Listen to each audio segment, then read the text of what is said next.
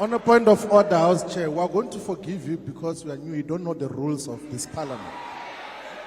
When a point of order is raised, you must specify one, the rule, and the specific sentence or a phrase that you say this is a violation of the rules of the National Assembly. What the Commander-in-Chief is doing is to give a political characterization of a phenomenon. That is a point of debate.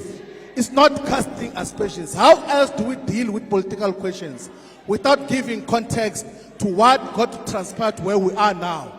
Where else do we say that except here in this parliament? You can't suppress political debate because of your misinterpretation and misunderstanding of the rules. Please allow the speech to finish. And then when we later on go to Rules Committee, we're going to illustrate to you with proper evidence when we're inducting you that the rules do not say what you are saying that you must withdraw. Please be patient with this process. We are going to understand them when time progresses. Currently, your application is incorrect. Thank you, Honorable Shibambo. Honorable members, Rule 53 makes provision that if a member makes personal reflection on the member's integrity that are equally offensive or damaging, which cannot be necessarily substantiated.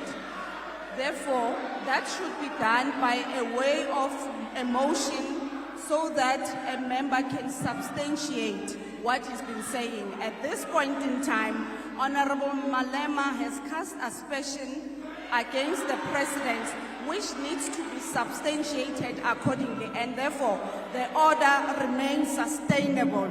Honorable Malema, as you proceed with your debate, can you kindly refrain from making such aspersion? Thank you very much. You may proceed. I must proceed.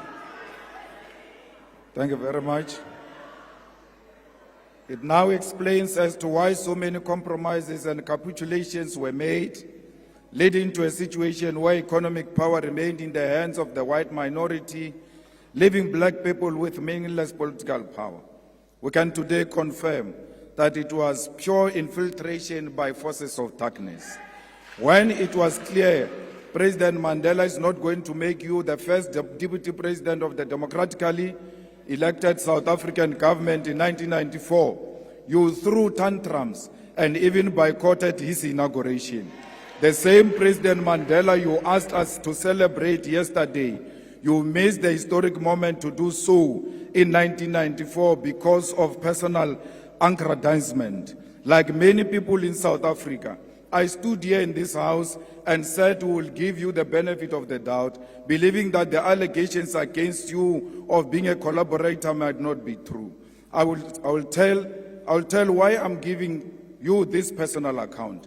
It is necessitated by your activities, actions, and decisions over the past weeks since the electoral defeat of the former liberation movement, which demonstrated clearly that in the battle against neo-apartheid and neo-colonialism, you chose the side of the oppressor like you did in the past, yet pretending to be with us, the oppressed people.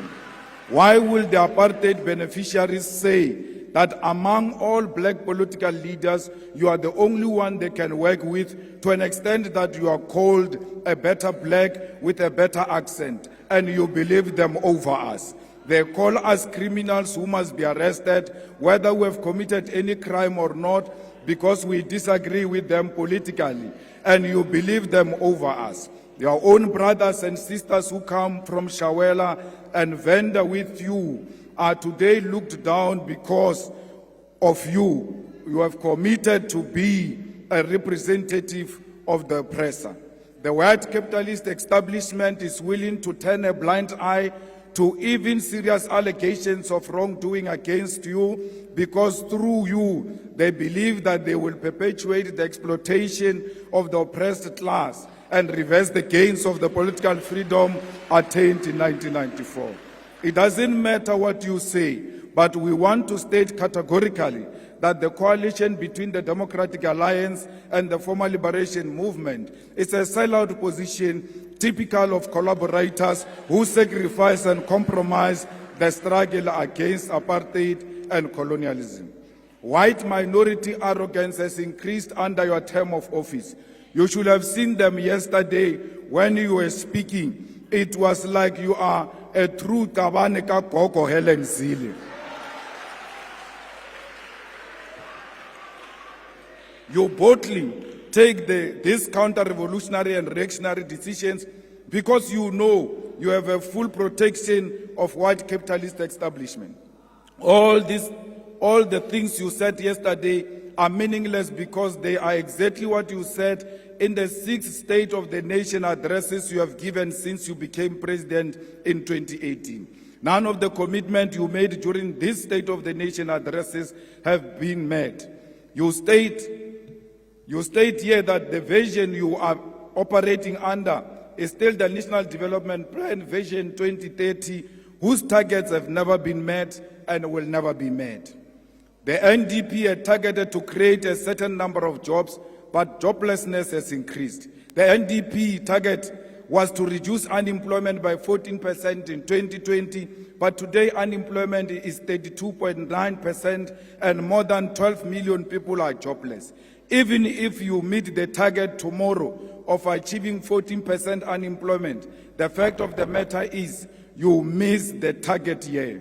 The NDP target was to reduce poverty from 39% by 2030, but poverty today is more than 50%.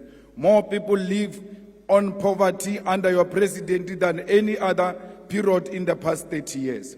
The NDP target was 10% of the GDP for infrastructure investment, but between 2010 and 2022, public sector infrastructure investment was not more than 5.8%.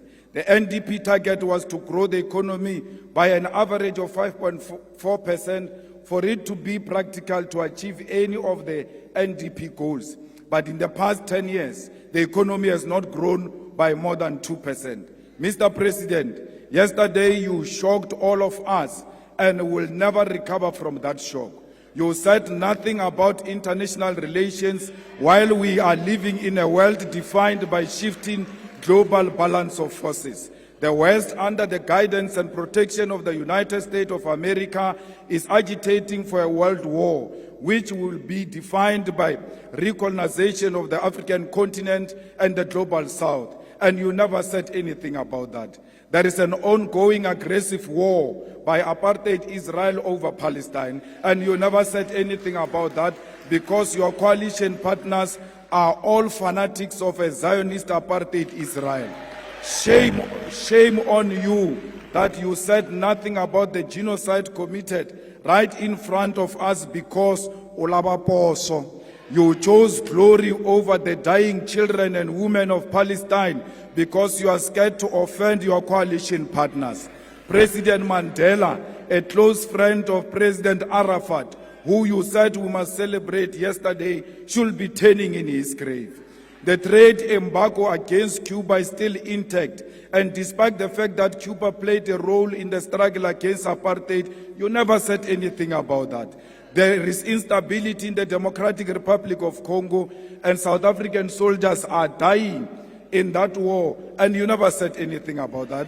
There is a real threat of instability in the entire SADC region, and you never said anything about that. There is loss of life in South Sudan, but you had nothing to say about that. The BRICS Forum has been joined by additional countries such as Saudi Arabia, Ethiopia, Egypt, Argentina, Iran, and United Arab Emirates. And you never said anything about how South Africa should maximize these strategic relations to grow the economy. The North Atlantic Treaty Organization, NATO, is agitating for a world war through its admission of Ukraine into NATO alliance, and you never said anything about that. This is happening while South Africa has discovered strategic oil and gas natural resources, which in itself, Minister Mantashe, is a cause for global security. But your president said nothing about that. Even if the global balance of forces does not matter to you, there is nothing tangible you said about the high levels of crime happening in South Africa. In the past year, South Africa had more than 27,000 murder cases, and you never said anything about that. Are we being handed over to the imperialist takeover as South Africa? Mr. President, there are more than 300,000 students who have passed and attained their certificates, diplomas and degrees, but all universities and universities of technology, huge amounts of money. We must cancel student debt and introduce free decolonized education now. You claim to have created 2 million jobs through your presidential employment stimulus, but there are no additional 2 million jobs that were created since you took office in 2018. And if you want to argue this point, go and argue with Stats SA. Another issue we need to highlight is that Kusile Power Station added an additional 800 megawatt into national grid 2 weeks ago. You never mentioned anything about that. Instead, you chose to mention 256 megawatt of unreliable energy by independent power producers, which was plugged into the grid in the Northwest Province.